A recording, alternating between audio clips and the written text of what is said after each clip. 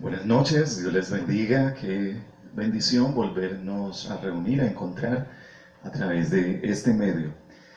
Bueno, en esta ocasión vamos a compartir una palabra que he titulado Juicio inminente por el desenfreno.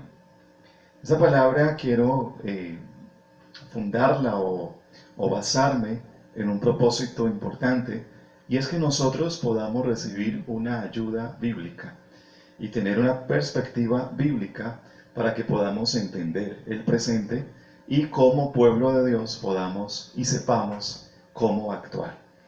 Mientras los gobiernos en estos momentos están debatiendo cómo entender esta situación, esta emergencia, que es algo sin precedentes en la historia digamos, reciente, los gobiernos están tratando de entender muchas cosas, cómo solventar a la población, cómo mitigar a esta pandemia. Y también organizaciones están tratando de entender cómo frenar este virus en el mundo y crear una vacuna. Creo que también los cristianos tenemos un papel fundamental. Tenemos un aporte muy importante que hacer desde la perspectiva bíblica. Y ese es el propósito que tiene esta palabra en esta noche. La Biblia dice en Proverbios 28:5, los que buscan al Señor entienden todas las cosas. Para entender, primero debemos buscar al Señor. Porque no podemos basarnos en nuestra humana sabiduría o en nuestra percepción, sino que tenemos que tener un fundamento, una palabra que nos guíe, una palabra viva, verdadera, que nos guíe en todo tiempo. De hecho, en los Salmos, el Salmo 119, verso 99 y verso 100, dice así: más que todos mis enseñadores he entendido, porque tus testimonios son mi meditación. Noten esto. Más que todos mis enseñadores he entendido. ¿Por qué? Porque este hombre, este salmista, está basado en la palabra del Señor. Tus testimonios son mi meditación. Y el versículo 100 dice: más que los viejos he entendido, porque he guardado tus mandamientos. Igualmente, más adelante, en el verso 130, nos dice la palabra de Dios: la exposición de tus palabras alumbra, hace entender a los simples.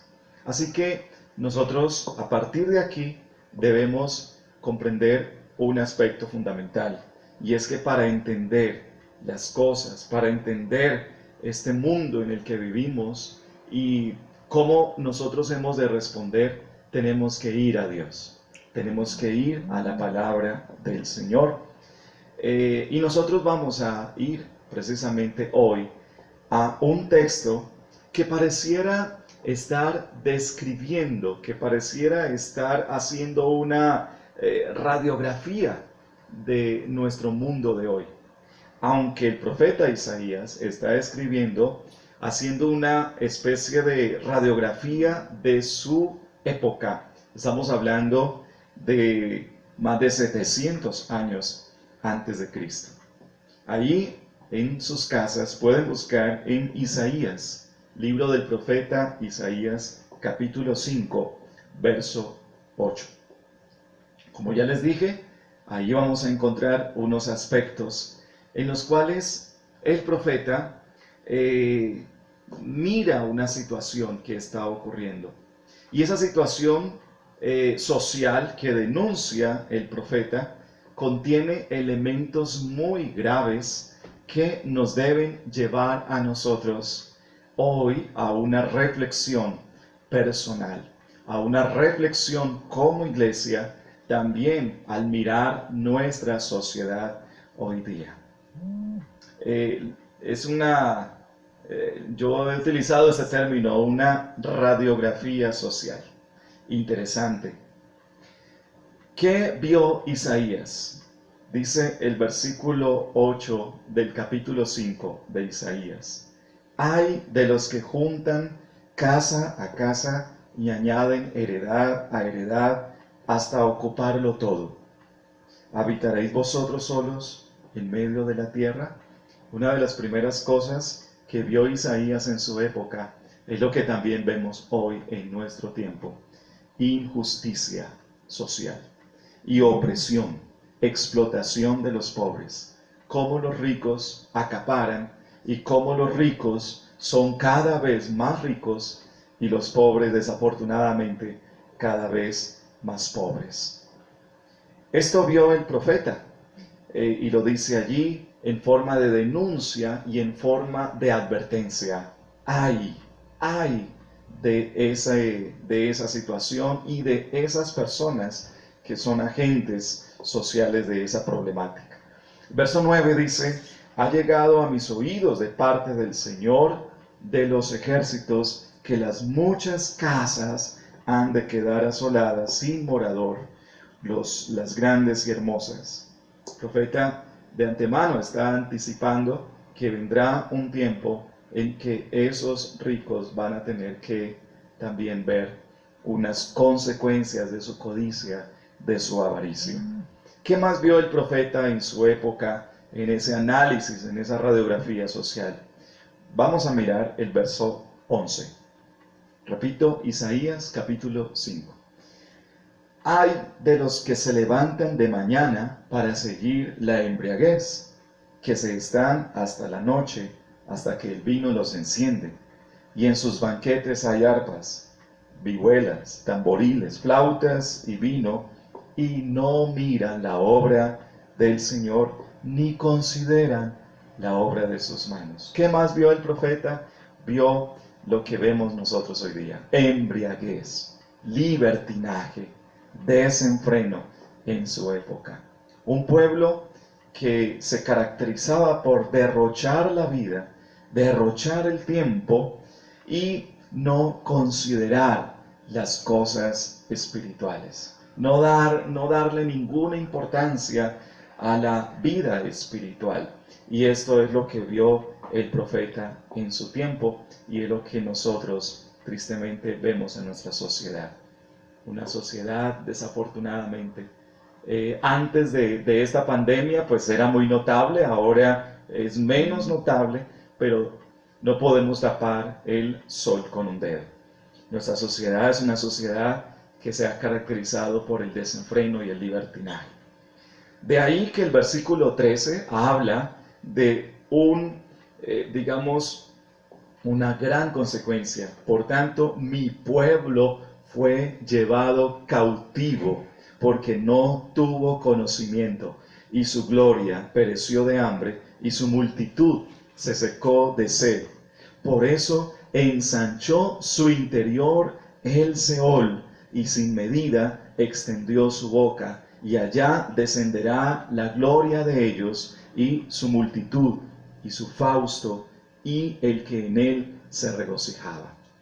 Vemos que hace el profeta un paréntesis para decir que esas cosas, esas situaciones de un pueblo que se ha olvidado de Dios, ha conllevado o iba a conllevar que ese pueblo de Israel fuera posteriormente llevado cautivo.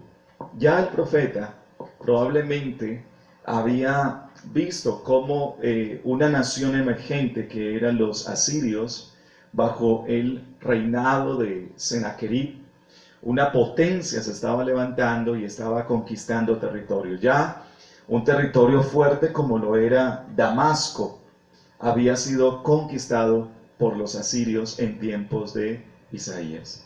Y el profeta veía cómo ese imperio, ese gobierno asirio también se acercaba cada vez más hacia el pueblo de Judá. Y él veía, Isaías anticipaba cómo esa problemática, cómo esa acumulación de pecado iba a llevar al pueblo de Israel a una fatal consecuencia.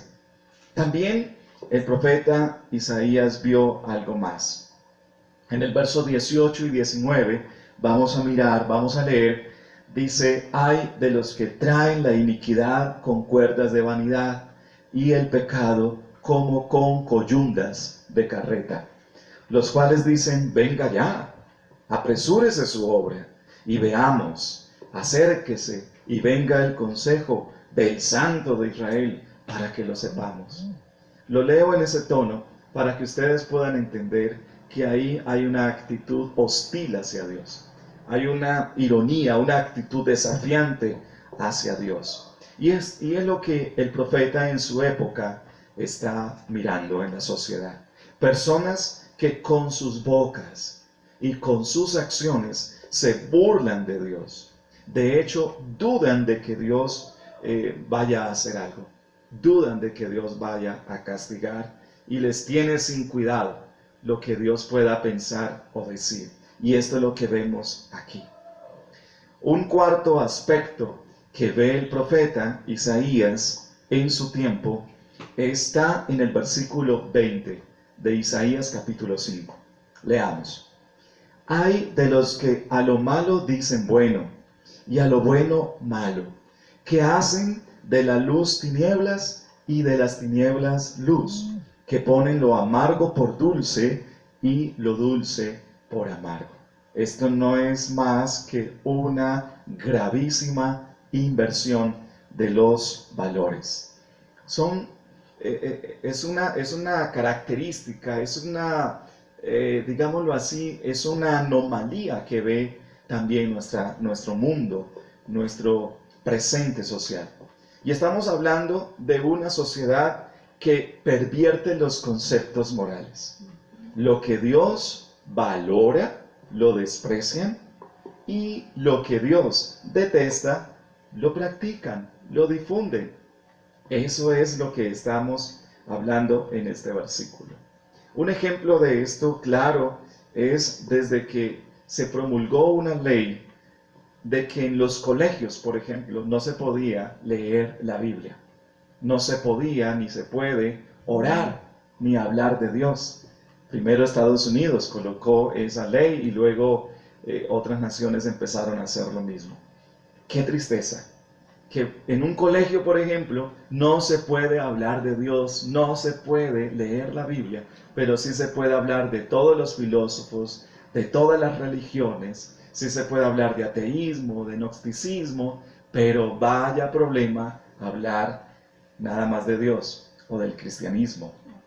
Eso solamente para citar un mínimo ejemplo de la inversión de los valores que estamos viviendo nosotros y que en la época del profeta era una tremenda realidad. Voy a leer este versículo porque me parece muy importante. Ay de los que a lo malo dicen bueno y a lo bueno malo. Noten la inversión. Que hacen de la luz tinieblas y de las tinieblas luz, que ponen lo amargo por dulce y lo dulce por amargo. Qué tristeza. Y es allí donde nosotros debemos entender que esta es una situación muy similar a la que no solamente Colombia, nuestra sociedad colombiana, sino en el mundo entero está pasando. La permisividad de las leyes y de los gobiernos, aprobando cosas que la Biblia prohíbe, ¿sí?, en los gobiernos, y prohibiendo cosas que el Señor ordena en su palabra. ¿Qué es esto? ¿Qué es esto tan tremendo? Otro aspecto que el profeta logra identificar en su época, muy similar a la nuestra, pareciera que el profeta estuviera hoy en el siglo XXI mirando nuestro mundo. Dice el versículo 21, ay de los sabios en sus propios ojos y de los que son prudentes delante de sí mismos. ¿Qué vio el profeta? Un deliberado rechazo de Dios y de su palabra. Es decir, un mundo que reemplazó, que sustituyó a Dios por la sabiduría humana. Hablamos de personas entonces que se apoyan primordialmente en su sabiduría humana y por tanto miran a Dios y miran la palabra de Dios como cosas innecesarias, como que no hace falta, como que no es importante lo que Dios pueda decir. gente que se apoya en su propia sabiduría, que son sabios en sus propios ojos y que son, correctos, tienen la razón delante de sí mismos. Creen tener la razón y su punto de vista y su pensamiento es el verdadero. Pero les tiene sin cuidado lo que Dios pueda decir en su palabra. Esto es algo que tristemente también nuestro mundo de hoy vive. Un rechazo deliberado de Dios y de su palabra. Y un sexto elemento que observa el profeta Isaías.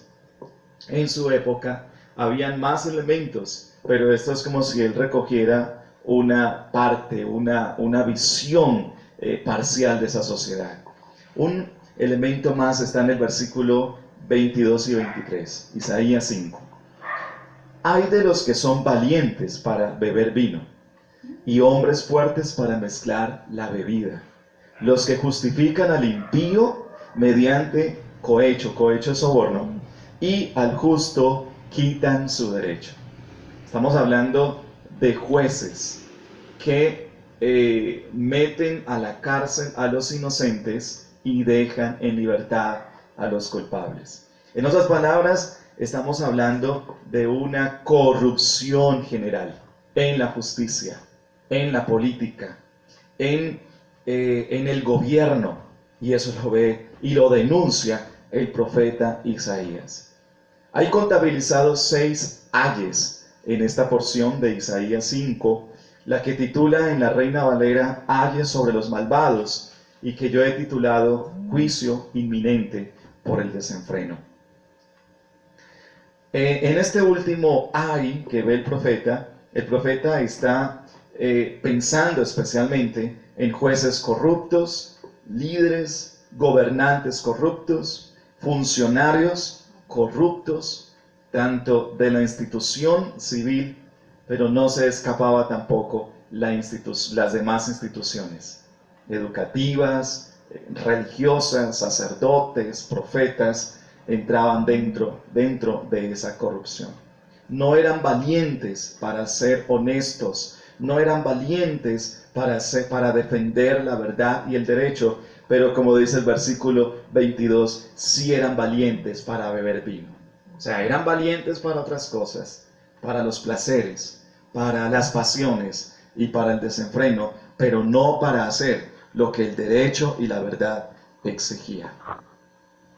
Ante esto, quiero que ustedes observen que después de que el profeta hace esta denuncia, el verso 24 y el verso 25 nos habla del juicio que viene producto de esa cadena de pecado, de esa degeneración impresionante, la cual quiero que en el capítulo 1, versículo 4 en adelante, ya el profeta desde inicio de la palabra profética había anticipado de qué él iba a hablar. Vamos a remitirnos allá, capítulo 1 de Isaías, verso 4. Oh gente pecadora, pueblo cargado de maldad, generación de malignos, hijos depravados, dejaron al Señor, provocaron a ira al Santo de Israel, se volvieron atrás. ¿Por qué querréis ser castigados aún? ¿Todavía os rebelaréis? Toda cabeza está enferma y todo corazón doliente. Desde la planta del pie hasta la cabeza no hay en él cosa sana, sino herida, hinchazón y podrida llaga. No están curadas ni vendadas ni suavizadas con aceite. Vuestra tierra está destruida, vuestras ciudades puestas a fuego, vuestra tierra delante de vosotros, comida por extranjeros y asolada como asolamiento de extraños. Uno lee esta palabra y tal vez usted en su casa se siente incómodo, se sienta como, uy, eso tan fuerte porque el pastor me habla acerca de eso.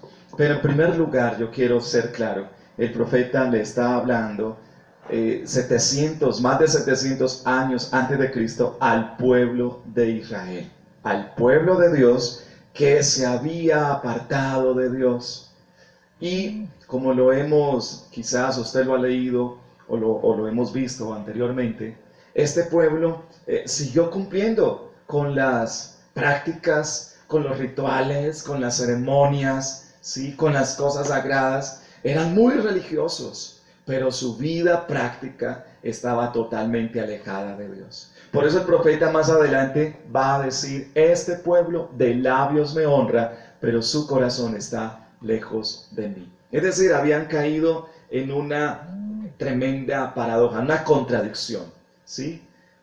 Querían agradar a Dios cumpliendo ritos, pero su vida era una vida totalmente desordenada. Cuando nosotros trasladamos esto a nuestro contexto de hoy, tenemos que ser francos, tenemos que ser muy honestos y decir que nuestro mundo, nuestra humanidad, no está lejos de estas cosas.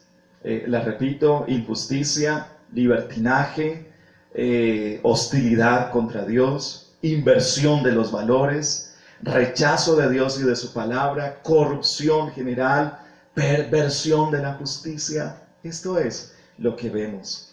Y es, volviendo al capítulo 5 de Isaías, lo que el profeta dice: un por tanto. Y pónganle cuidado, por favor, allá en sus casas. Ese por tanto de Isaías 5:24 está hablando del efecto de lo que él está hablando. Está anunciando un por tanto que producto de esas cosas es que vienen unas consecuencias que Dios no quisiera, pero son derivadas de ese comportamiento humano social. Leamos el verso 24. Por tanto, como la lengua del fuego consume el rastrojo y la llama devora la paja, así será su raíz como podredumbre y su flor se desvanecerá como polvo.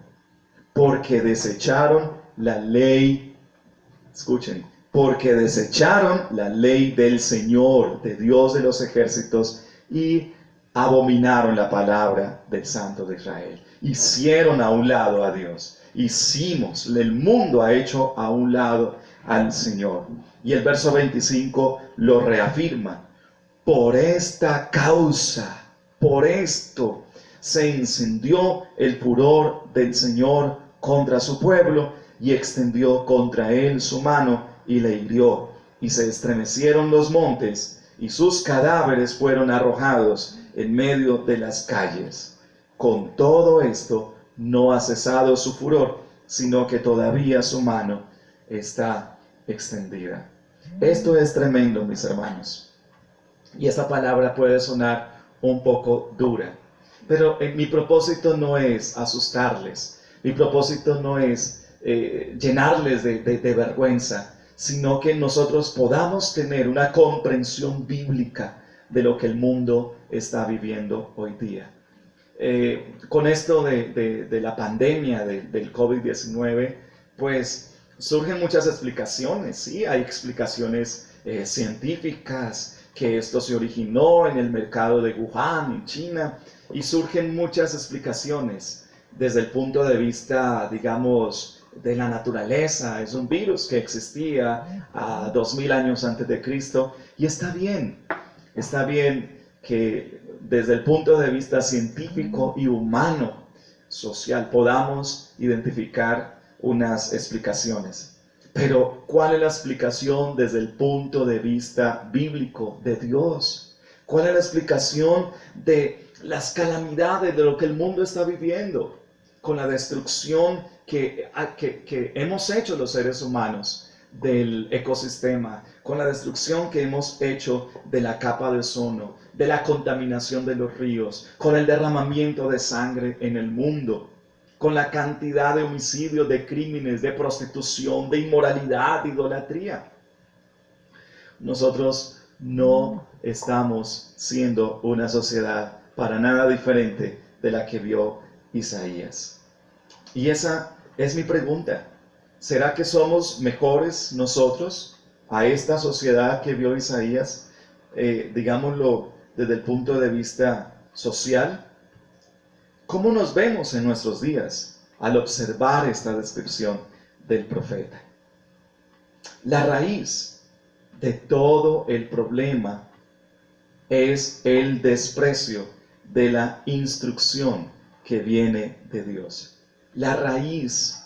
La Biblia dice en Génesis 1, vio Dios todo lo que había creado y he aquí era bueno en gran manera. En el principio Dios no hizo una creación con desgracias y calamidades y tormentas y situaciones como estas. Pero desde que el pecado entró en la humanidad, desde que el pecado tuvo lugar en el mundo, también con el pecado vinieron las consecuencias. Una de esas consecuencias conocidas es el diluvio universal que arrasó con la humanidad de aquel entonces y solamente sobrevivió Noé y su familia. Es interesante, continuando en el estudio de esta noche, es interesante que este capítulo 5, que está hablando de estos ayes y de la causa y de la consecuencia de esas cuestiones sociales, inmediatamente el profeta lo liga o lo concatena con el capítulo 6. Y el capítulo 6 inicia con un hecho sorprendente y es, leamos, capítulo 6, verso 1. En el año que murió el rey Usías. Ese capítulo comienza con la muerte de un gran rey. El rey Usías fue un rey bajo el cual el reino de Judá prosperó en gran manera, tanto en lo económico como en lo militar, en muchos aspectos. Pero, ¿por qué es sorprendente? Ese inicio con la muerte de un rey. Lo es porque una vez más nos recuerda que los gobernantes y los gobiernos son temporales, pero Dios reina por siempre. Dice el verso 1, dice el profeta, vi yo al Señor sentado sobre un trono alto y sublime y sus faldas llenaban el templo. El rey Usías murió, pero el Rey de Reyes vive para siempre. Está sentado en su trono. Y es a ese Rey eterno, a ese Rey soberano, al cual nosotros debemos temer, al cual nosotros debemos obedecer, y es precisamente lo que el profeta va a llamar la atención. Pero un segundo aspecto con el cual se une el capítulo 5 y el 6 es con la mención única vez en la Biblia, única parte en la Biblia donde se mencionan a los serafines. Capítulo 6, verso 2. Por encima de él había serafines, cada uno tenía 6 alas. Y eso es interesante. Los serafines son seres angelicales, seres como de fuego, lo describe el profeta. Literalmente en el hebreo significa los ardientes. Es decir, los serafines son ángeles, seres celestiales de alto rango, de majestad y poder y de mucha autoridad en los cielos. Pero ¿qué vio, qué observó el profeta Isaías? Y esto, usted dirá, el pastor, ¿por qué nos trae ahí? ¿Se ha salido del tema? No. Esto contrasta con lo que el capítulo 6 viene diciendo acerca de una sociedad que no respeta a Dios, no honra a Dios, no tiene en cuenta a Dios. Mientras estos serafines, altos, más altos que cualquier humano, en poder y autoridad, miren lo que hacen. Cada uno con 2 alas cubrían sus rostros, con 2 cubrían sus pies y con 2 volaban, y el uno al otro daba voces diciendo: Santo, Santo, Santo, Señor de los ejércitos, toda la tierra está llena de su gloria. ¿Qué nos enseñan esos serafines? Nos enseñan lo que este mundo debe hacer, lo que la sociedad debe hacer, y es respetar a Dios. Es honrar a Dios. El hecho de cubrirse sus rostros, estos serafines, siendo santos, siendo majestuosos, se cubrían sus rostros. Ahora, ¿cuánto más nosotros? No nos vamos a cubrir el rostro como tal, pero ¿cuánto más nosotros vamos a respetar al Señor? Tenemos que respetar y honrar a Dios. Ellos se cubrían con 2 alas sus pies. una forma indirecta de hablar, que ellos se cubrían su parte pública. Y eso nos demuestra una señal de decencia, de humildad, de pudor frente a Dios. También con 2 alas volaban, y esto nos habla de seres angelicales que obedecían a Dios sin demora, sin tardanza, de manera inmediata. También dice que uno al otro daba voces diciendo: Santo, Santo, Santo, Señor de los ejércitos. Y esa palabra Señor es Adonai, Supremo Señor y Maestro.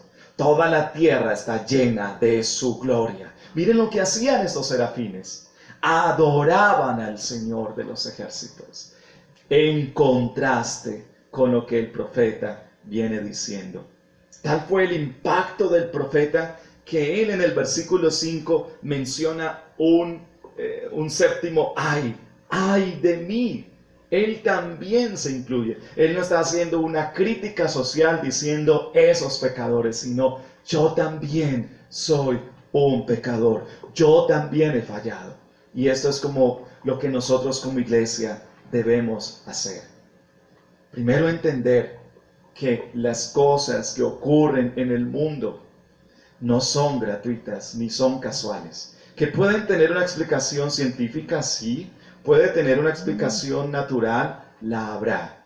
Pero nosotros, ante todo, debemos entender que hay una explicación bíblica y espiritual para las cosas que ocurren. Estos serafines nos enseñan algo importante, y es un mensaje para el mundo. Dios es un ser santo y majestuoso, al cual nosotros y la humanidad ha ofendido, ha irrespetado. Hemos pretendido burlarnos del Señor, ser quizás más sabios que Dios. Y es un llamado que Dios nos hace al arrepentimiento y a buscar del Señor. Si seres tan santos y gloriosos como estos serafines hacían lo que hacían, ¿cuánto más nosotros? Si ellos, a pesar de su posición y autoridad, sabían reconocer, exaltar, temían y obedecían a Dios, ¿cuánto más nosotros? Y eso es increíble, que nosotros los seres humanos, menores que los serafines, menores que los ángeles en poder y en conocimiento, tengamos actitudes tan hostiles y tan desafiantes contra Dios. Quiero ir concluyendo este mensaje con un llamado o con un desafío en 3 aspectos. El primero de ellos es que nosotros, como pueblo de Dios, como hijos de Dios, debemos en este tiempo fomentar en el mundo el mismo comportamiento de estos serafines. En un mundo que se ha olvidado de Dios, se ha corrompido, ha hecho a Dios a un lado, nosotros debemos decirle al mundo: Dios es santo y es digno de ser respetado. Debemos volver al Señor, dando nosotros ejemplo de eso, pero también predicándolo al mundo. Ese es un primer desafío, el que fomentemos en la tierra el comportamiento de los seres celestiales, pero que ese comportamiento esté en la tierra. Un segundo desafío o llamado es el no amoldarnos al mundo, el no aprender ni imitar las conductas de este mundo, porque nosotros como iglesia estamos llamados a frenar este triste desenlace, estas fatales consecuencias que vienen producto de años, de décadas de abandono de Dios, de abandono de la palabra del Señor, producto de décadas de avaricia, de codicia, de maldad en el mundo. Como iglesia estamos llamados nosotros a no hacer más grave esa decadencia moral. Que abandonemos toda forma de codicia, de embriaguez no solamente de licor, de pasiones, de placeres de este mundo. No invirtamos los valores, atendamos a la instrucción de Dios. Efesios 5 nos dice: porque en otro tiempo erais tinieblas, mas ahora sois luz en el Señor, andad como hijos de luz. Porque el fruto del Espíritu es en toda bondad, justicia y verdad, comprobando lo que es agradable al Señor, y no No participéis en las obras infructuosas de las tinieblas, sino más bien reprendedlas. Eso está en Efesios 5, verso 8 al 11. Y un tercer llamado o desafío es a predicar y a orar, que Dios no aparte su misericordia. Este es un llamado muy importante, que nosotros en este tiempo de dificultad y de crisis en el mundo, y no solamente en este tiempo, en todos los tiempos y para todas las dificultades, debemos seguir predicando la palabra del Señor y orando que este mundo pueda entender, que la mente sea entendida y que la gente vuelva sus ojos al Señor. Oremos por los gobernantes, por el presidente, para que Dios lo llene de sabiduría y sepa qué hacer en este mundo, en esta situación. Pero oremos por la humanidad en general, que pueda abrir sus ojos, que su entendimiento sea abierto, que puedan convertirse al Señor y que puedan encontrar sanidad. Que Dios les bendiga en el nombre del Señor allá en sus hogares y que esta palabra nos edifique enormemente.